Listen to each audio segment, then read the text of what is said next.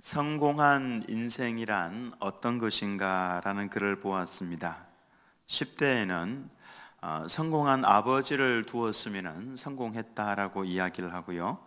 20대가 되면은 학벌이 좋으면은 성공을 했다라고 이야기를 한답니다. 30대에는 좋은 직장에 다니고 있으면은 성공한 것이고, 40대에는 이 차를 쏠 수 있으면은 그러면은 성공했다라고 합니다. 50대가 되면은 이제 공부를 잘하는 자녀가 있으면은 성공을 했다라고 하고요.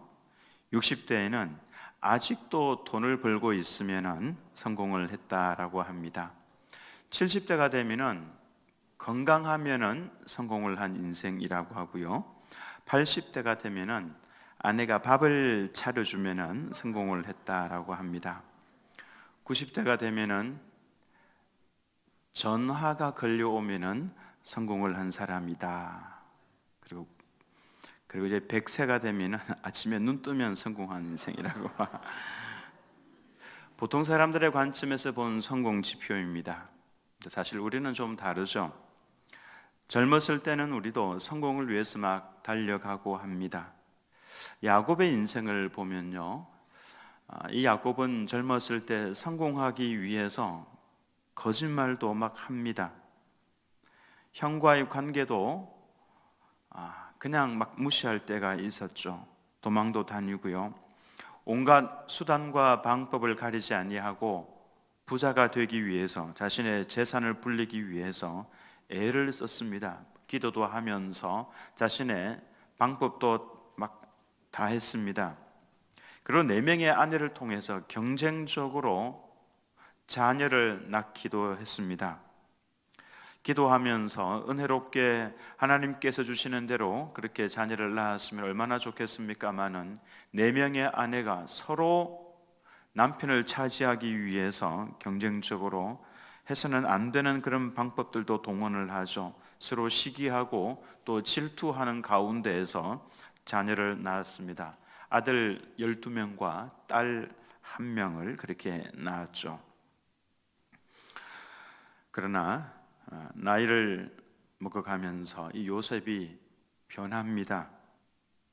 특별히 요셉이라고 하는 가장 사랑하던 아들을 잃었죠. 가장 사랑하던 아내였던 라헬을 잃고, 또 그의 라헬의 소생 요셉도 잃고, 요셉을 잃었을 때에 아들들이 가서 그렇게 이야기를 하죠. 짐승에게 아마도 찢겨서 죽은 것 같습니다.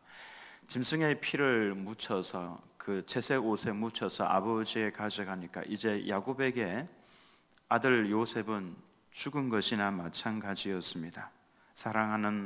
가장 사랑했던 아내 라헬도 잃었고, 그리고 그나마 라헬 이후에 가장 사랑했던 아들 라헬의 소생 요셉도 야곱에게는 죽은 것이나 마찬가지죠. 그렇게 다 잃었습니다. 그 아들들을 잃고 가슴에 묻고 눈물로 세월을 보냈는데, 근데 요셉을 팔아 넘겼던 10명의 형들의 삶도 아주 피폐해졌습니다. 창세기 37장에 형들이 노예로 요셉을 애굽의 미디안 상인들에게 팔아버리죠. 그리고 37장에서 어디로 가면 딱 맞냐면 39장으로 가면 맞습니다. 39장 1절에 애굽의 노예로 팔려간 이 요셉을 보디발이 산이라 1절에 이렇게 나오죠. 37장 맨 끝절에 노예로 팔려가니라 39장 1절에 노예로 산이라. 그러니까 38장은 없어도 되는 장이고 37장에서 39장으로 바로 넘어가면 바로 연결이 되게 되어 있습니다. 그런데 왜 하필 성경에서는 38장을 넣어두었을까요? 38장의 내용은 야곱의 아들 장자 역할을 하고 있던 유다의 삶에 관해서 이야기를 해주고 있습니다.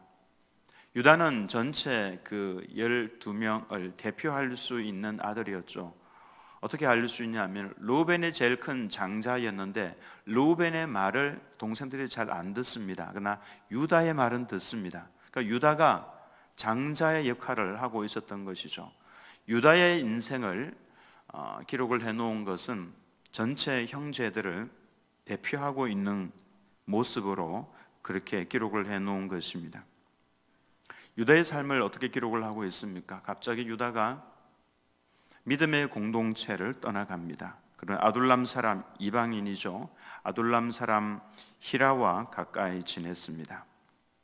그도 그럴 것이 동생을 죽이려고 하다가 동생을 팔아서 넘겼으니까 형들도 양심이 있죠. 얼마나 마음이 괴롭겠습니까? 그 괴로움을 견뎌내지 못한 것이죠.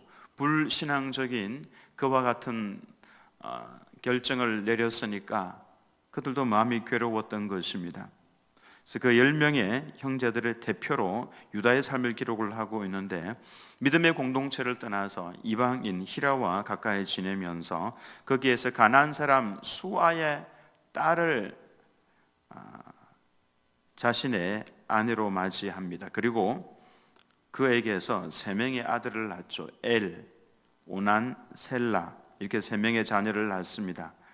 그런데 믿음의 가문에서 떨어져 나왔기 때문에 장자 엘이 얼마나 악했겠습니까? 가나안 사람들과 별반 다름이 없었죠. 하나님께서 장자 엘을 죽이십니다. 그리고 둘째, 이 오난도 하나님께서 악하게 보셔서 그도 죽이십니다. 이 엘 장자를 위해서 며느리 다말을 데리고 왔었는데 장자가 죽었잖아요. 그러니까 다말을 둘째 오난에게 주었는데 또 오난이 악하게 행동을 해서 오난도 하나님이 죽이십니다. 그러니 며느리가 남편이 없이 이제 막내 셋째 셀라가 장성하기를 기다리고 있는데 집에 잠깐 가 있으라고 그랬죠. 그래서 친정에 가 있는 동안에 어떤 일이 발생합니까? 이 유다가 나가서 다른 한 여인, 장녀인 줄 알고 장녀와 함께 관계를 가집니다. 근데 사실 그 장녀가 바로 자신의 며느리 다말이었죠. 결국 어떻게 됩니까? 유다는 자신의 며느리에게서 쌍둥이를 낳습니다.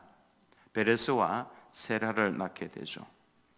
이 내용이 무엇을 이야기하냐면은 믿음의 가문이 깨어져 버린 것을 말합니다. 야곱과의 몰락과 같은 이야기가 기록이 되어 있는 겁니다.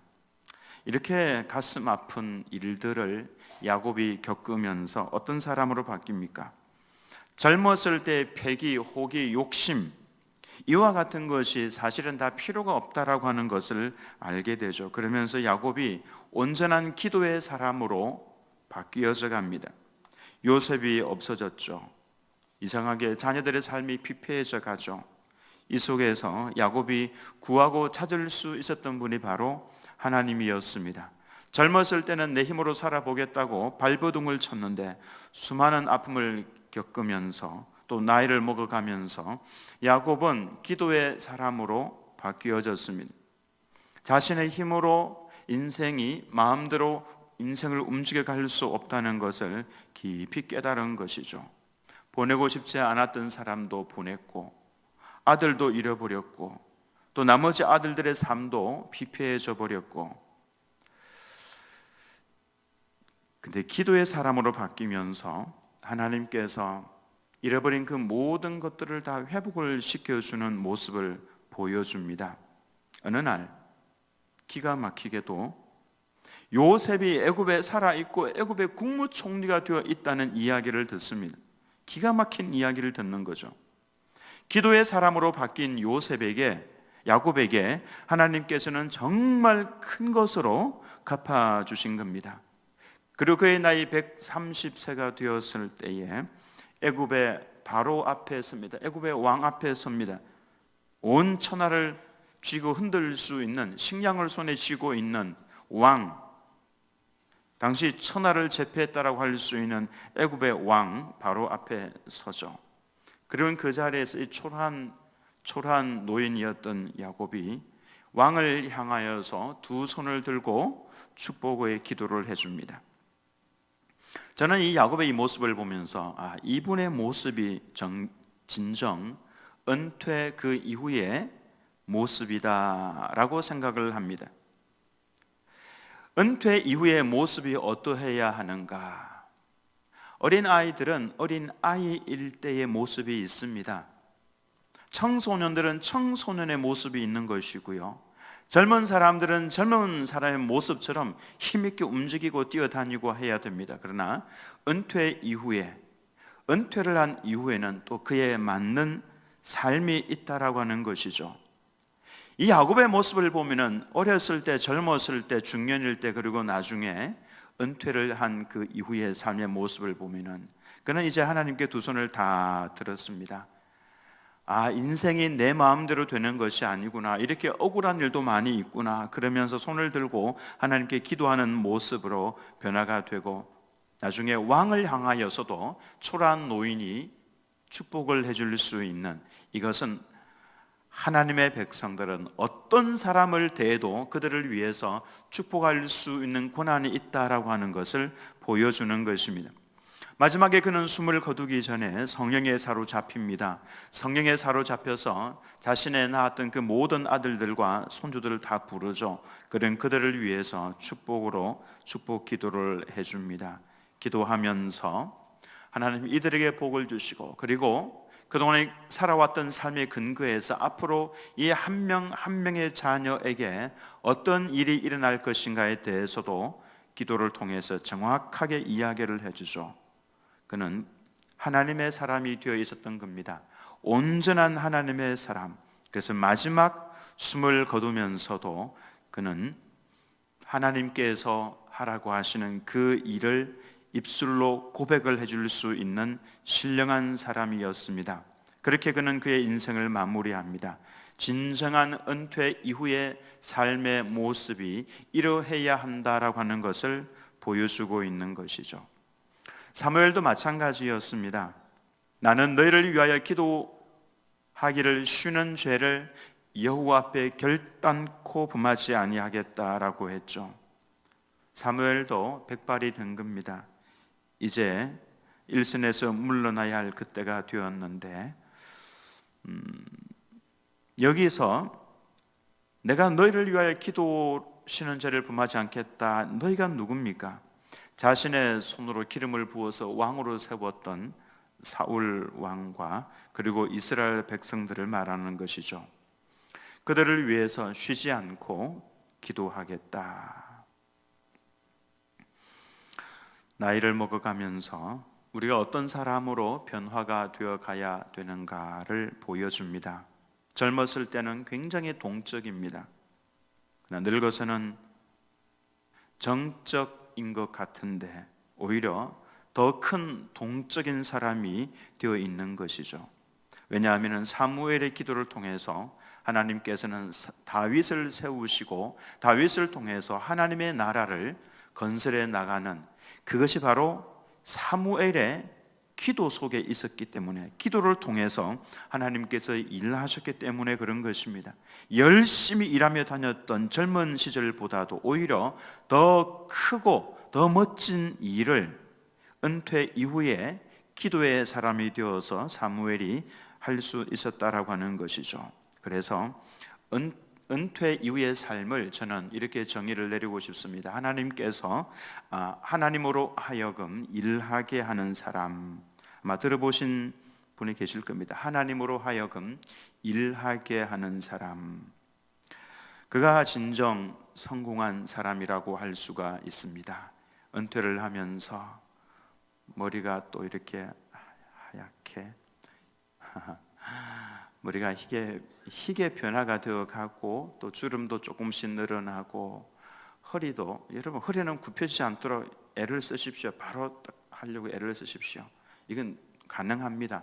수그리지 마시고요, 딱 바로 서려고 하시고, 은퇴 이후에 젊은이들처럼 막 뛰어다니지는 못하지만은 그러나 하나님으로 하여금 일하게 하실 수 있도록 어느 시기보다도 간절하게 또 진솔하게 하나님 앞에 간구할 수 있는 성도, 그가 진정 성공한 성도다라고 할 수 있습니다. 저는 오늘 모두가 다 은퇴를 하세요. 10분이 다 은퇴를 하십니다. 최종용 장로님은 은퇴와 더불어서 원로 장로로 추대가 되지만은 일선에서 이제 물러나시지만 오히려 일선에서 일하던 그때보다도 더 하나님께서 일하실 수 있도록 여러분 마음을 깊이 안으로 하나님과 교통하시면서 하나님의 마음이 나의 마음이고 그 마음을 알아서 하나님께 부르짖어서 간구함으로 오히려 더 동적인 하나님의 사람으로 살아가시기를 예수님의 이름으로 축원합니다.